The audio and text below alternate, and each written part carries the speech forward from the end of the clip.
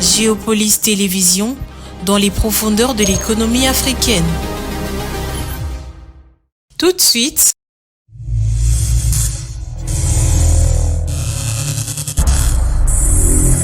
le journal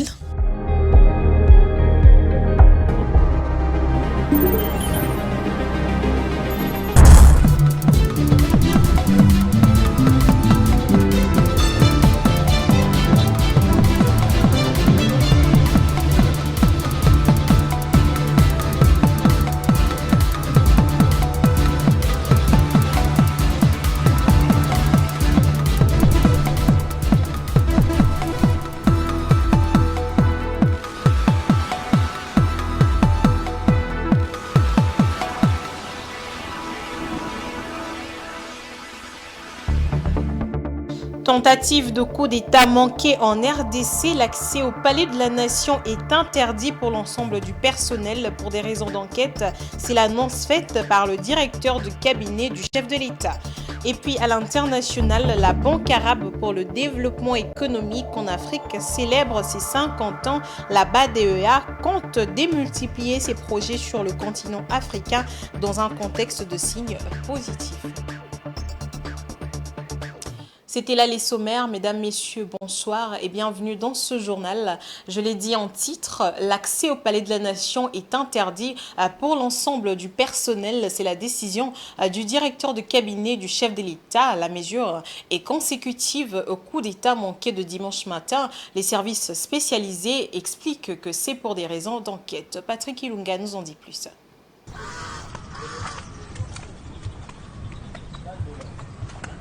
C'est une mesure temporaire, exceptionnelle, qui vise à permettre aux services spécialisés de procéder au relevé des indices sur la scène de cet événement malheureux. Selon la note du directeur du cabinet du chef de l'État, pour les besoins de l'enquête, le personnel dans le lieu de travail et le palais de la Nation devra se contenter de travailler à distance à partir de ce lundi 20 mai jusqu'à nouvel ordre. Tous les directeurs, coordonnateurs, chefs de service et chefs d'équipe sont tenus de prévenir leurs collaborateurs afin d'assurer le strict respect de cette décision, lit-on dans la note. Après l'événement de dimanche matin, le gouvernement a tenu à rassurer l'opinion nationale que les mesures ont été prises pour renforcer à la fois la sécurité des institutions, des officiels et celle de la ville de Kinshasa. Le gouvernement de la République appelle la population à la vigilance pour dénoncer tout mouvement suspect des ennemis de la paix ainsi que leurs complices. Restons toujours dans le même chapitre, plus de 24 heures après le coup d'État manqué, des questions sont soulevées au sein de l'opinion nationale. Pourquoi les assaillants ont visé la résidence de Vital Kamerhe? Pourquoi ont-ils impliqué des Américains dans le coup? Qui est ce Christian Malonga et comment a-t-il pu s'infiltrer en RDC et recruter des gens pour son coup? Ces questions trouveront sûrement des réponses dans les jours qui viennent, mais que sait-on de ce putschiste? Tentative de réponse toujours avec Patrick Ilunga.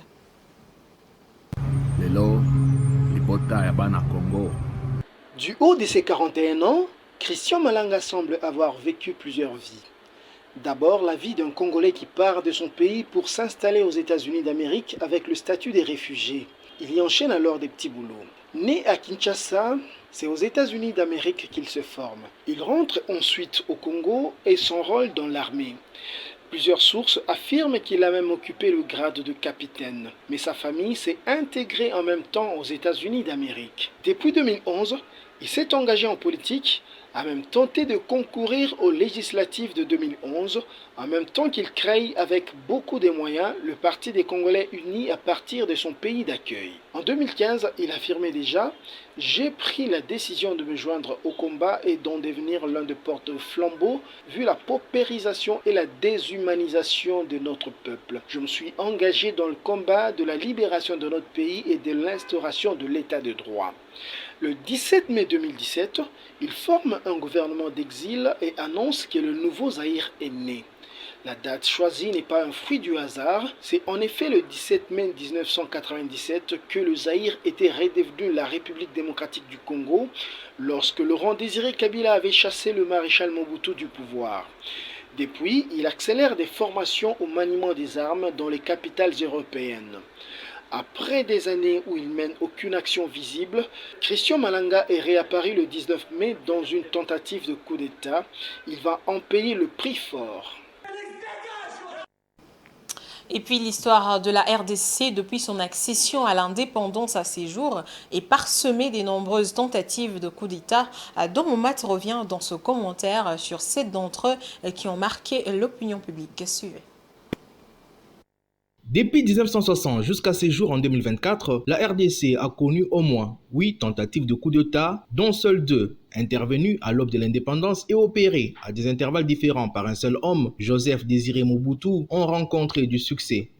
Dans la soirée du 14 septembre 1960, Joseph Désiré Mobutu met en œuvre son premier coup d'État, annonçant la neutralisation de 2 hommes forts de l'époque, à savoir le Premier ministre Patrice Emery Lumumba et le président Joseph Kasavubu, qu'il place en résidence surveillée. Pour celui qui est encore colonel, il ne s'agit pas d'un coup d'État, mais d'une simple révolution pacifique afin de rétablir l'ordre. Mais Mobutu va rendre le pouvoir aux civils, le collège des commissaires généraux, pour le reprendre dans la matinée du 24 novembre 1965. Au lendemain de sa prise de pouvoir, le 2 juin 1966, Mobutu fait pendre sur la place publique 4 anciens ministres accusés des complots, une sorte de tentative de coup d'État. En 1975, le 9 juin précisément, à la suite d'une initiative subversive des officiers de haut rang, Mobutu va procéder à une trentaine d'arrestations sans précédent à la tête de l'armée, et parmi les civils, des officiers de haut rang, les chefs de la sécurité présidentielle et consorts sont accusés de préparer un coup d'État en connivence avec la CIA, les services de renseignement américains. Les accusés sont condamnés à l'issue d'un procès expéditif et non contradictoire à des peines différentes. Sous la pression internationale, les 7 condamnés à mort ne sont pas exécutés. Ils seront graciés en 1979 sans pour autant être blanchis par la justice militaire. Mobutu sera finalement renversé le 17 mai 1997 par une rébellion conduite par Laurent Désiré Kabila. Ce dernier est assassiné le 16 janvier 2001 dans son bureau, mais son camp, via son fils, garde le manette du pouvoir. Le vendredi 28 mars 2004, le jeune président Joseph Kabila fait face à une première tentative de coup d'État. Son instigateur n'est nul autre que le chef de la garde spéciale présidentielle, le major Éric Lengue. À la tête d'un groupe d'une vingtaine d'hommes, ce major a pris le contrôle de la radio pour annoncer la suspension des institutions et la neutralisation de la transition congolaise, qu'il a décrite comme un échec.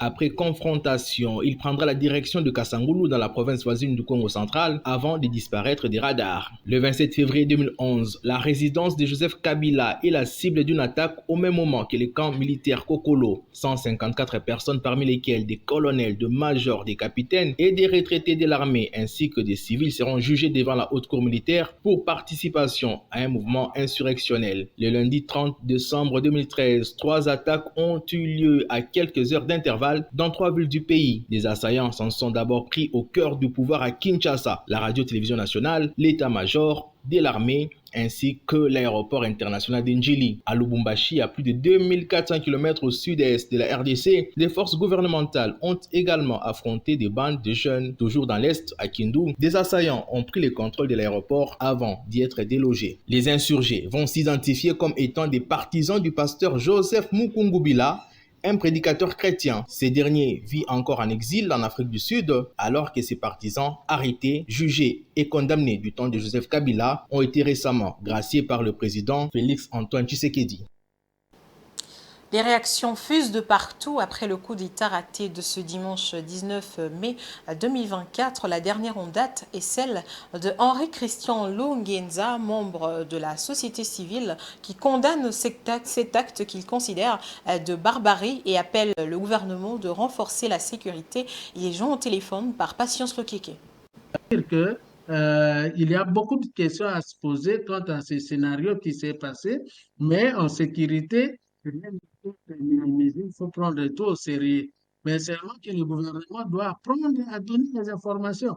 Donc, ça se limite juste avec une bande passante et c'est fini. Et tant que communiquer, c'est fini, sans donner les détails. Les valeurs de la nation, c'était lié hautement et stratégiquement sécurisé parce que c'est là où se trouve le chef de l'État. Et dans la présidence, on voit autant de contrôles qu'on fait avec des services de sécurité, ainsi de suite.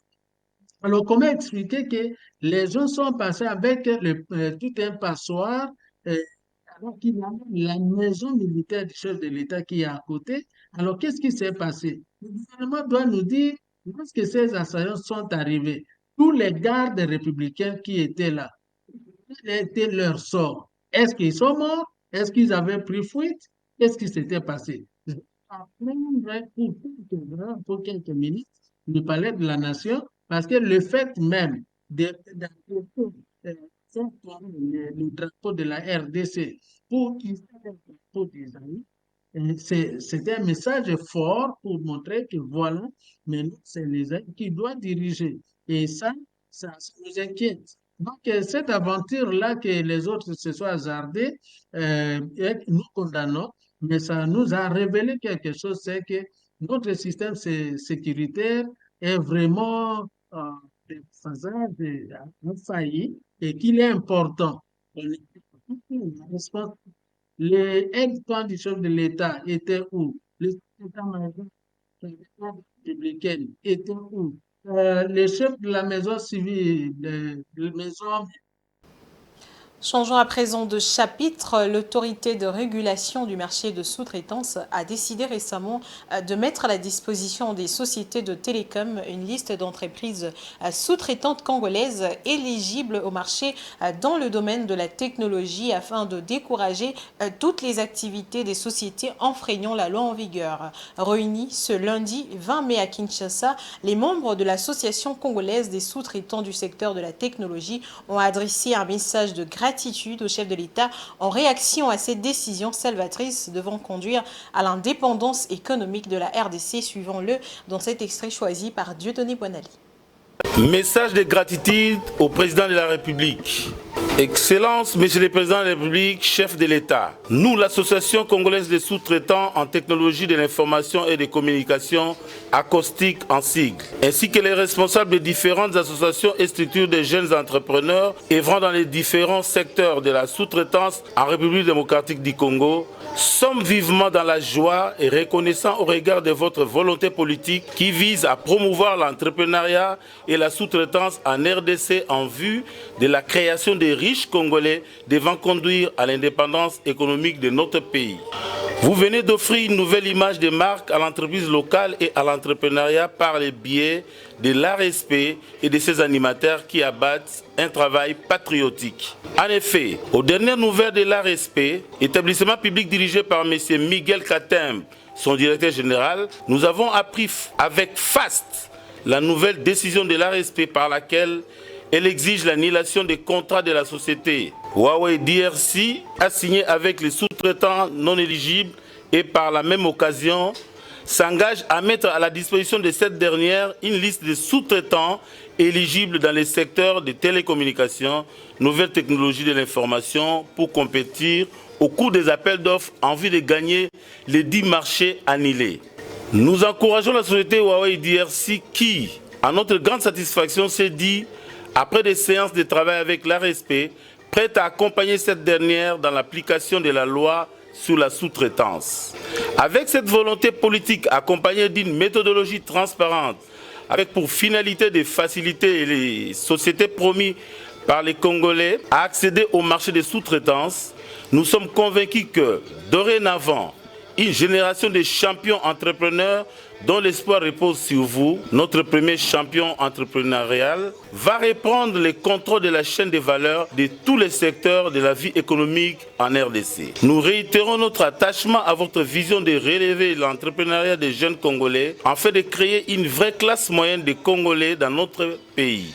Enfin, nous exprimons, Monsieur le Président, un vœu, celui de ne pas voir cette démarche s'arrêter, car ce n'est que par celle-ci que nous pouvons arriver à créer et identifier les millionnaires et milliardaires et par voie de conséquence donner à notre pays l'indépendance économique tant voulue par vous.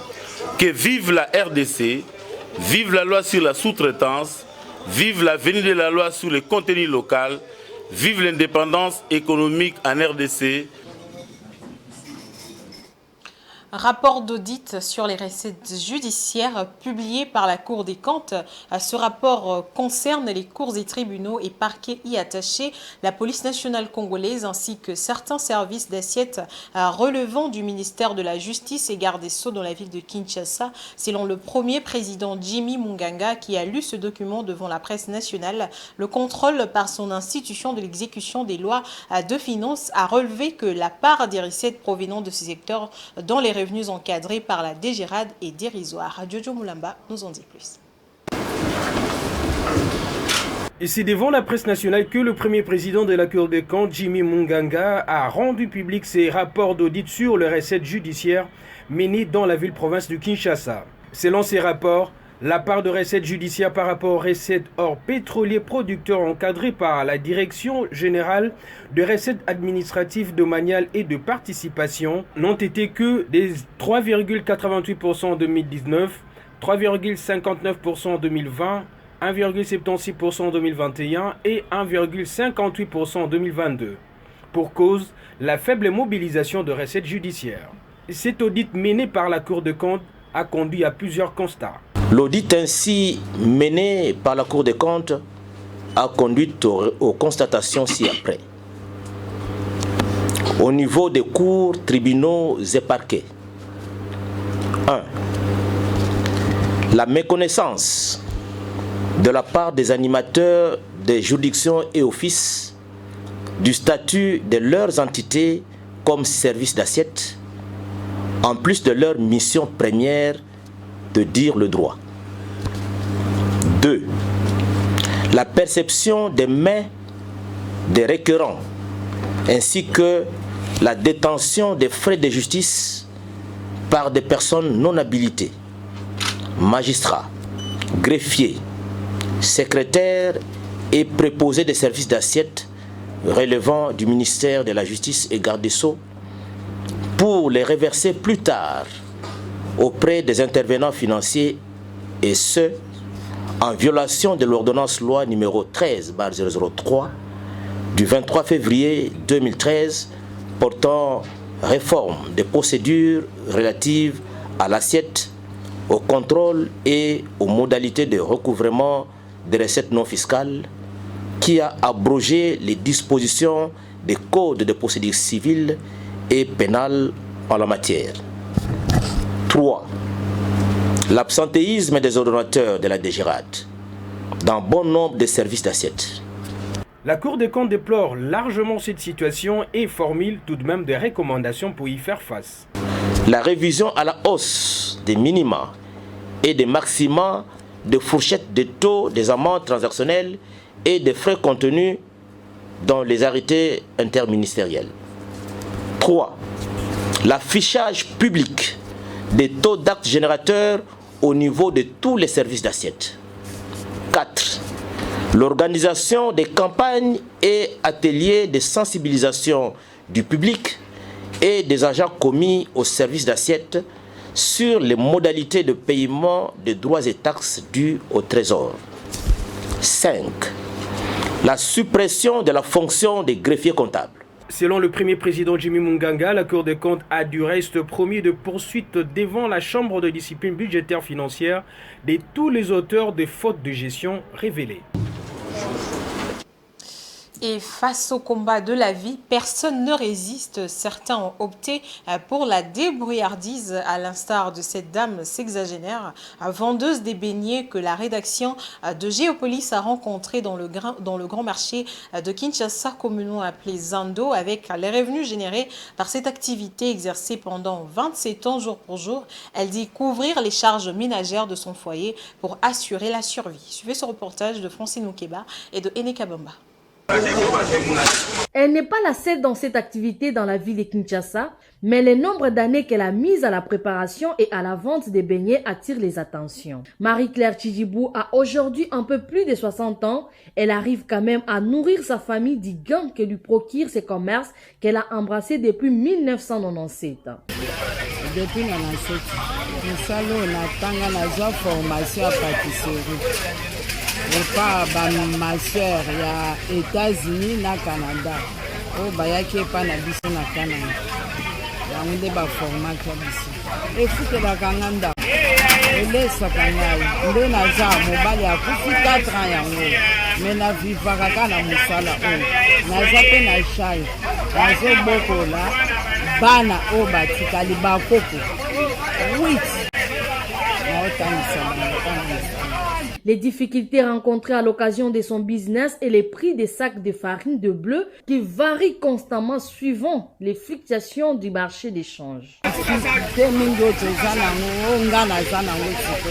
Intérêt ekomi moke par rapport ya mboka na biso ndenge biloko ezomata lelo osombi prix mosusu lobi osombi prix mosusu liboso ezalaki soki osombi sac à farine de fromage soki obeti demi boye soki osili soki osombi sac osombi huile oyo etikali badepense makala na intérêt na yo me lelo eza lisu bongo te soki mpe osali eza biloko ya levire evimbi te eza riske mpo bariske oyo ya mosala eza boye mo nde na olamba place osomba tuti na ziki eza riske. Ces vendeuses de beignets appellent donc les Congolais à se battre pour obtenir le pain quotidien. Na mboka na biso nde toza boye soki okufi nzala eza kaka yo moko mpo mosala nyonso yo okosala yo moko nde okopesa yango valeur wata bao bazolokota bakarton balokota basashe na baza koseretrouve bazofuta ndako bazolia na basashe na bango wana na bakarton na bango wana bango baoteka mai ndenge moko baza koseretrouve ka bongo yo moko nde okopesa mosala na valeur. Dans une société à revenus faibles comme le cas de la République démocratique du Congo, l'initiative privée est encouragée à tous les niveaux. Parlons à présent santé. Environ 30% des Congolais et 46% des adultes sont atteints de l'hypertension artérielle. Et pour cela, l'Organisation mondiale de la santé annonce que la semaine de sensibilisation pour réduire l'apport mondial en sodium de 30% d'ici 2025 permettrait de sauver de vies chaque année. L'alimentation équilibrée et moins de boîtes de conserve sont des recommandations du docteur Trésor Mbouyi qui a été joint par Maris Boleli. L'Organisation mondiale de la santé, l'OMS, annonce la semaine de la sensibilisation au sel suite à un constat qui démontre l'importance du diagnostic précoce et aussi suite à la journée mondiale de l'hypertension célébrée chaque 17 mai. Une maladie causée aussi par l'excès du sel dans les aliments. 46% des adultes atteints d'hypertension dans le monde l'ignorent et en République démocratique du Congo, la prévalence de l'HTA en milieu urbain varie entre 9,9 et 49,3%. Et environ 30% des Congolais souffrent d'hypertension artérielle. Pour cette année 2024, l'objectif est de sensibiliser le monde à consommer moins de sel ou de manière modérée pour éviter des maladies liées à l'abus du sel telles que l'accident vasculaire cérébral, AVC, insuffisance rénale, cécité et autres risques tels que le risque de crise cardiaque. L'alimentation équilibrée et moins de boîtes de conserve sont des recommandations du docteur Trésor Mbouyi. L'hypertension artérielle, d'abord, si en gros je peux dire, c'est une maladie où la force du sang contre le paroi artériel est trop élevée et se caractérise par une tension artérielle systolique supérieure ou égale à 140 mm de mercure et ou diastolique supérieure ou égale à 90 mm de mercure. En fait, il y a des facteurs modifiables et des facteurs non modifiables qui caractérisent l'hypertension artérielle. Premièrement, en ce qui concerne le facteur non modifiable, on a premièrement l'âge, qui est le principal facteur de risque. Au fur et à mesure que la personne avance en âge, et il est susceptible ou il a plus de risques de présenter une élévation de chiffres intentionnels. Nous avons aussi des facteurs modifiables, des facteurs qu'on peut modifier.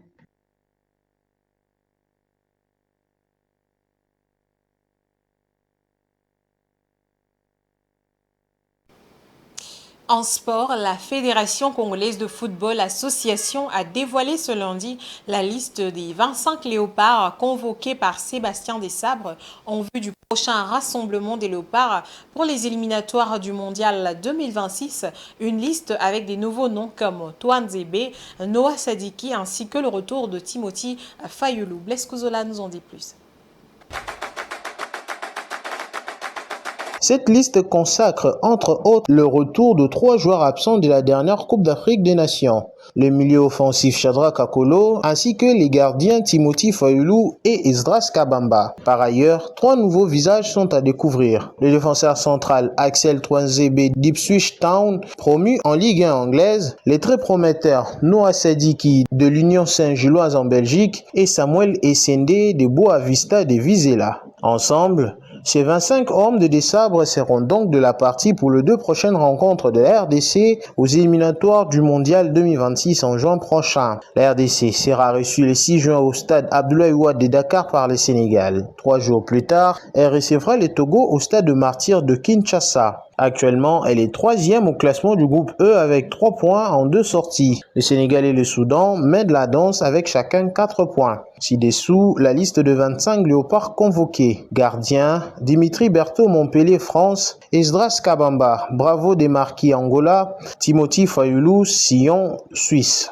Défenseur, Chancel Mbemba Marseille France, Axel Twanzebe Ipswich Town Angleterre, Gédéon Kaloulou Lorient France, Arthur Maswaku Beşiktaş Turquie, Joris Kayembe Genk Belgique, Enoch Inonga Simba Tanzanie, Dylan Batubisika Saint-Étienne France et Rocky Bouchiri Hibernian Écosse. Milieu de terrain, Charles Piquel Cremonense Italie, Aaron Chibola Ata Émirats Arabes Unis, Edo Kayembe Watford Angleterre, Samuel Mutusami Nantes France, Grady Diangana West Bromwich Angleterre, Noah Sadiki Union Saint-Gilloise Belgique, Gaël Kakuta Amiens France, Shadrack Akolo Saint-Gallen Suisse, Théo Bongonda Spartak Moscou Russie et Meshak Elia Young Boys Suisse. Attaquant, Yohan Wissa Brentford Angleterre, Simon Banza Braga Portugal, Fiston Mayele Pyramide Égypte et Samuel Essende Vizela Portugal.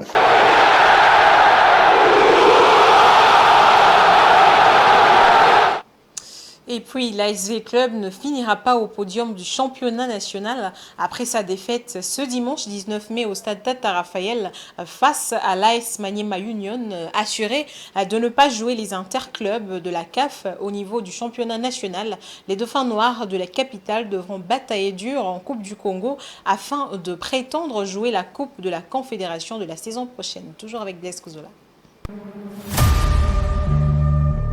Déterminé à finir sur une bonne note, l'ASV Club s'est incliné 0-1 ce dimanche 19 mai au stade Tata Raphaël pour son dernier match dans la phase de play-off de la Ligue nationale de football. Le seul but de la rencontre a été marqué par Mbala Titan à la 50e minute, offrant ainsi la possibilité aux poulains de Papi Kimoto, déjà qualifiés pour les interclubs avec actuellement 26 points à 12 sorties, de se mettre en bonne posture pour finir à la 2e marche du podium qualificative à la Ligue des champions africaine. 4e au classement avec 19 points en 14 rencontres disputées, dont 4 victoires, 3 défaites et 7 nuls, l'ASV Club a connu une saison très compliquée à l'image de son effectif non compétitif. Toujours en quête d'une place africaine, les Moscovites devront jeter toute leur force à la Coupe du Congo afin de s'offrir un ticket, mission qui s'avère également compliquée aux côtés d'autres challengers ambitieux à l'instar du Daring Club Motema Pembe, tenant du titre, ou de l'OC Renaissance. Allons à présent au-delà de nos frontières avec cette page internationale.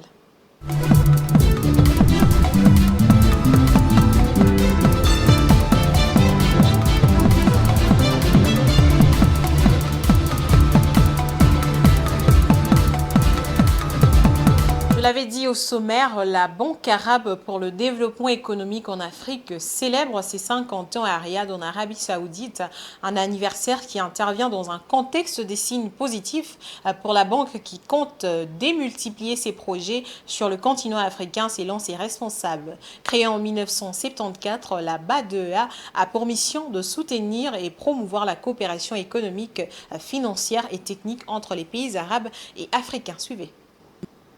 Ayant pour mission de promouvoir le développement économique et social du continent, la Banque arabe pour le développement économique en Afrique, BADEA, depuis sa création en 1974, a investi dans une multitude de projets visant à soutenir les infrastructures, les transports avec plus de 200 projets routiers financés, l'électrification rurale, l'agriculture, la santé, l'éducation et le développement du secteur privé en Afrique et même la question climatique.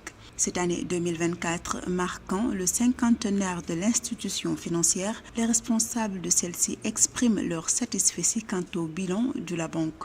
Comme vous le savez, la BADEA célèbre cette année son 50e anniversaire et nous sommes très fiers donc, de ce que nous avons pu faire ensemble avec les pays africains, mais aussi avec tous les partenaires qui sont intéressés par le développement de l'Afrique. Et la BADEA continue et continuera toujours à jouer ce rôle. En plus du rôle de premier plan que joue la BADEA dans le soutien des pays arabes en Afrique, la banque jouit d'un statut de créancier privilégié et s'est faite une structure financière solide en plus de liquidités abondantes. C'est ainsi qu'elle a réalisé un bénéfice annuel de 126 millions de dollars au cours des 20 dernières années, selon l'agence de notation japonaise, la Japan Credit Ratings Agency, qui lui a accordé la note de AAA avec perspective stable en août 2023. La BADEA compte redoubler d'efforts au cours des prochaines années pour réellement augmenter le volume de financement accordé à ces questions. Et vous pouvez certainement vous rappeler que lors de la COP28, la BADEA avec d'autres institutions financières arabes ont annoncé une enveloppe de 10 milliards de dollars destinée à accompagner les pays partenaires dans leurs objectifs.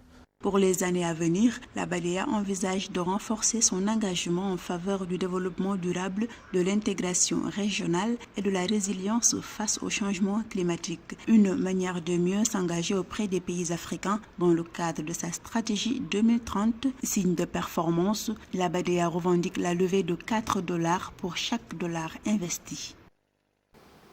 Et puis pour la campagne agricole 2024-2025, le président de la République du Sénégal promet la disponibilité des engrais en quantité suffisante et à un prix accessible, une promesse en rupture avec les 3 précédentes campagnes. Bassirou Diomaye Faye a également souligné que la distribution se fera de manière transparente avec la collaboration de l'armée. Ces déclarations ont été faites lors de sa visite à la foire internationale de l'agriculture et des ressources animales au Centre international du commerce extérieur du Sénégal ce samedi 18 mai 2024. Au Sénégal, avec un budget de 120 milliards alloué à la campagne agricole de cette année, une baisse de plus de 22% est mise en œuvre sur le prix des engrais, une réduction qui concerne également la filière tomate avec une baisse de 19%. Cette année, la sélection des fournisseurs d'engrais a été soumise à un appel d'offres, ce qui a permis d'accéder à cette baisse. Le prix de l'engrais va baisser cette année comparativement aux 3 dernières années. Mais mieux, il y aura une plus grande disponibilité de l'engrais. Encore mieux, nous avons pour cette année impliqué les autorités militaires avec le ministère des Forces armées qui travaille en étroite collaboration avec son collègue ministre de l'Agriculture, de la Souveraineté alimentaire et de l'élevage pour que les subventions et l'accompagnement de façon générale que l'État fait et pour lequel l'État injecte beaucoup d'argent aille effectivement aux vrais bénéficiaires, à savoir les agriculteurs, les éleveurs. Pour relever les défis liés à la sécurité alimentaire, le gouvernement sénégalais affirme son intention de renforcer les investissements dans le secteur agricole, tout en s'engageant davantage dans la gouvernance afin d'assurer des résultats tangibles. Et nous allons non seulement renforcer ces investissements-là, mais nous allons encore faire davantage dans la gouvernance de tout le système pour avoir les résultats que nous escomptons et sans lesquels il n'y a pas de souveraineté. Tant qu'on ne réussira pas à cultiver pour nous-mêmes ce que nous consommons et qu'on dépendra des aléas de la conjoncture internationale ou même des caprices d'autres pays qui décident de ne pas vendre, on aura des problèmes pour nous alimenter correctement. Au Sénégal, les défis sur la souveraineté alimentaire persistent, notamment en raison de la dépendance élevée aux importations alimentaires, des impacts des changements climatiques sur la production agricole et des difficultés d'accès aux ressources pour les petits agriculteurs. Dans cet état de l'Afrique de l'Ouest, le secteur agricole emploie près de 60% de la population et contribue à 17% au produit intérieur brut du pays. L'actualité se poursuit dans ce journal avec la revue de presse.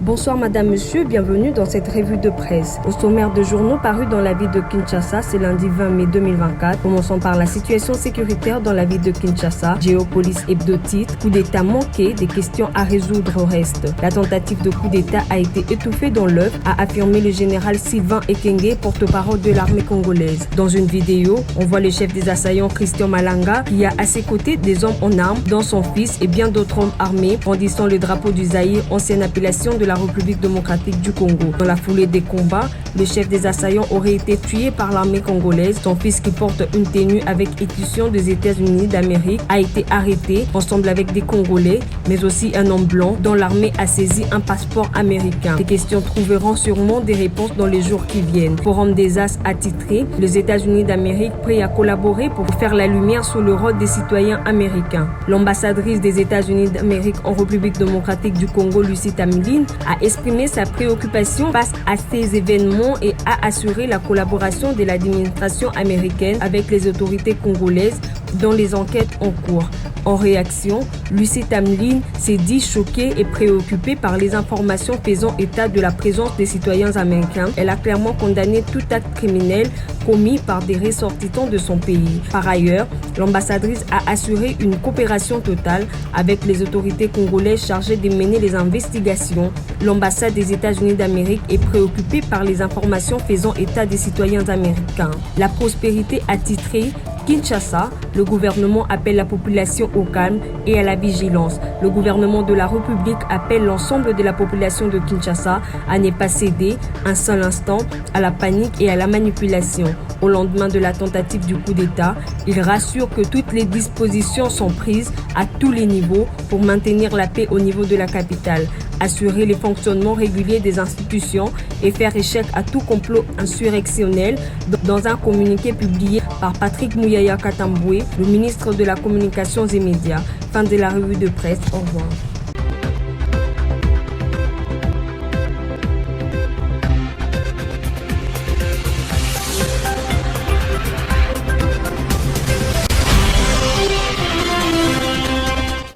Voilà, c'en est fini pour ce soir. Place au rappel des titres. Tentative de coup d'État manquée en RDC. L'accès au Palais de la Nation est interdit pour l'ensemble du personnel pour des raisons d'enquête. C'est l'annonce faite par le directeur de cabinet du chef de l'État. Et puis à l'international, la Banque arabe pour le développement économique en Afrique célèbre ses 50 ans. La BADEA compte démultiplier ses projets sur le continent africain dans un contexte de signes positifs. Fin de ce journal, Madame, Messieurs, merci à vous de l'avoir suivi et bonne suite de programme chez vous.